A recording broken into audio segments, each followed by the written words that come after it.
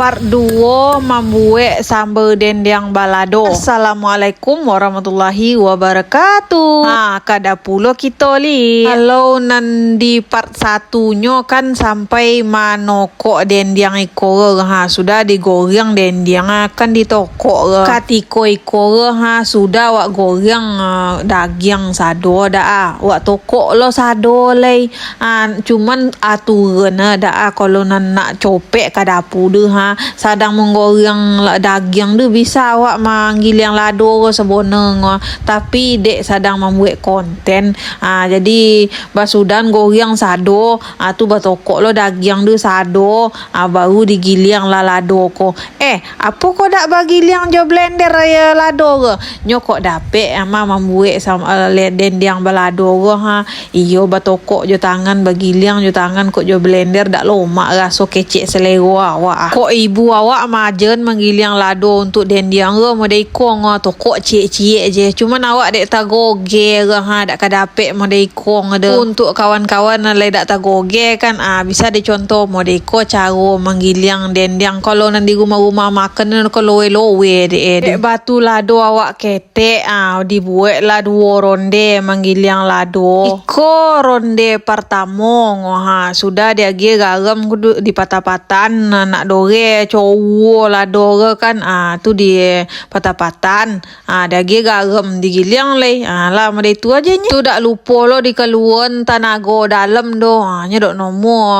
balunak-lunak je menggiling lado iko yo agak koreng ini agak koreng ko jo namo tapi hasil beko sambal wak lomak deh tu nak awak colian dalam video go menggiling lado na ronde pertama je kok cara mungkin samanya dengan sudah digiling lado kasado dah tu dijorang lah kuali apa berosi kuali wak dah wak basuh tako dulu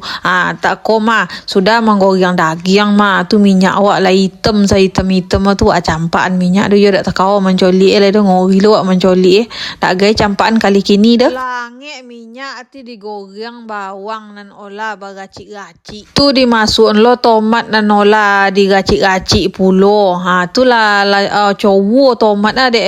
aduk-kaduk dah dimasukkan lah lado nan olah wak giling tako kunci menggoreng lado dak boleh dipuso godang-godang api do tak lupa lo dikicok raso do lai raso garam tu dak kok kurang garam ditambah nan resep lado diagi air kerambu ngenek tu diagi lo gula pasir ngenek diagi susu kental manis ngenek tu idak kalamo bagai de api memanggang kuali do nan lado tako lah masak kok dimasuk lah dendeng nan lah batokok tako kok ditanyo ke mano kantang goreng tako nyo lah mulai raib lah tinggal ngenyang de anak awak lainnya lah kok sudah nyo kuduk-kuduk kantang goreng awak pai colik kadoko anak awak de kira lai tinggal sangenek sagonggom ngenyang lainnya yo ibu awak sambal dendeng awak dak bakawan do lah masak sambal awak tu makan lo awak le sampai di sinan je video awak namono assalamualaikum warahmatullahi wabarakatuh.